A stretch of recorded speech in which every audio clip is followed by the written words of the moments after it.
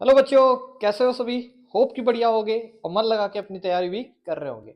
आज के वीडियो का बच्चों जो टॉपिक है हमारा वो है temperature coefficient. Class 12 chemistry, physical chemistry, जो हमारा केमिकल काइनेटिक्स चैप्टर है उसका एक इंपॉर्टेंट टॉपिक है बच्चों। पेपर में हाल फिलहाल आया हुआ है और दोबारा भी आ सकता है। तो जल्दी से समझते हैं आखिर ये कंसेप्ट क्या है। उससे पहले, इस वीडियो से पहले मैंने आपको केमिकल काइनेटिक्स का एक इंपॉर्टेंट इक्वेशन समझाई थी बच्चों, जो कि अर्हेनियस इक्वेशन से डिराइव हुई थी। उस इक्वेशन को मैं लिख दे रहा हूँ यहाँ पे।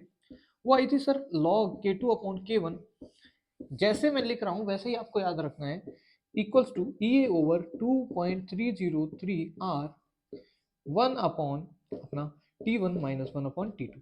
याद रखना बच्चों, यहाँ पे अगर k2 ऊपर है तो t1 पहले आ जाएगा।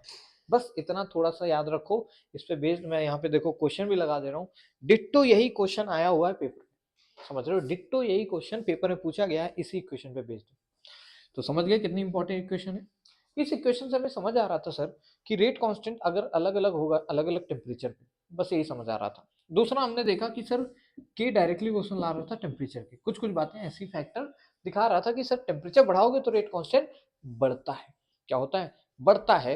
तो भैया temperature coefficient is nothing but only the ratio of the rate constant, only the ratio of rate constant at two different at two different temperatures having having temperature difference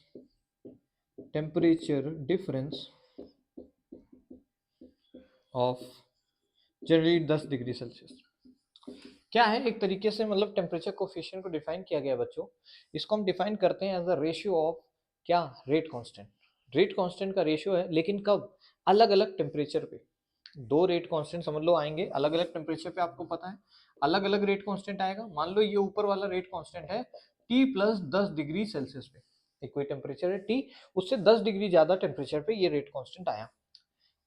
अब ये जो नीचे वाला रेट कांस्टेंट है बच्चों, ये हमने वो रेट कांस्टेंट रखा है जो कि हमारा टी टेम्परेचर पे आया है। ऑब्वियसली बात है, ये k1 होगा ये k2 होगा, अलग अलग होंगे। इन्हीं का जो रेशियो होता है वही टेम्परेचर कोफिशिएंट होता है। इसको आपको ऐसे लिखना है, ऐसे दिखाना है। फिर से बोल रहा हूँ, ये इंपॉर्टेंट टॉपिक हो जाता है बच्चों। हमारी जो कोलिजन थ्योरी है, बोले जो लास्ट में अर्हेनियस थ्योरी है, उसमें से ये टॉपिक है और इसका क्वेश्चन आया हुआ है। हाल फिलहाल फिर से आ सकता है, इसलिए मैंने आपको सोचा वीडियो बना देता हूँ। समझ पा रहे हो बात को? तो क्या है सर, ये रेशियो ऑफ रेट कांस्टेंट है, इन्हीं को रेट वेलोसिटी भी बोल सकते हैं। पर कब? दो अलग अलग टेम्परेचर पे। और ऐसे टेम्परेचर लेना है कि इनका जो डिफरेंस हो जनरली 10 हो। क्यों ऐसा बोला गया, 10 क्यों लिया गया?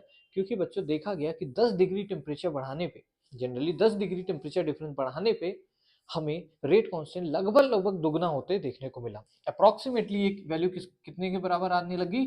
2 के बराबर, क्योंकि हम रेशियो किसका लिख रहे हैं? ऊपर वाले का बटे नीचे।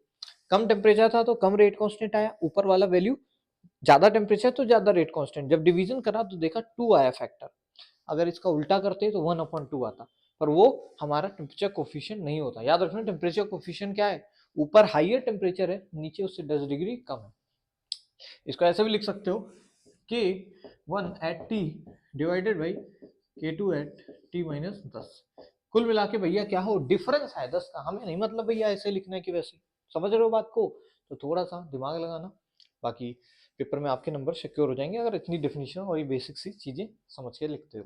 ठीक है, तो आज के वीडियो में बस इतना ही। मिलेंगे नेक्स्ट वीडियो में, जहां पे हम इसी तरीके से धमाल मचाने वाले और कंसेप्ट समझेंगे जो कि हमारे पेपर में डायरेक्टली आते हैं। तब तक के लिए हंसते रहो, मुस्कुराते रहो और देखते रहो अपनी कोचिंग क्लासेस। जय हिंद सभी को।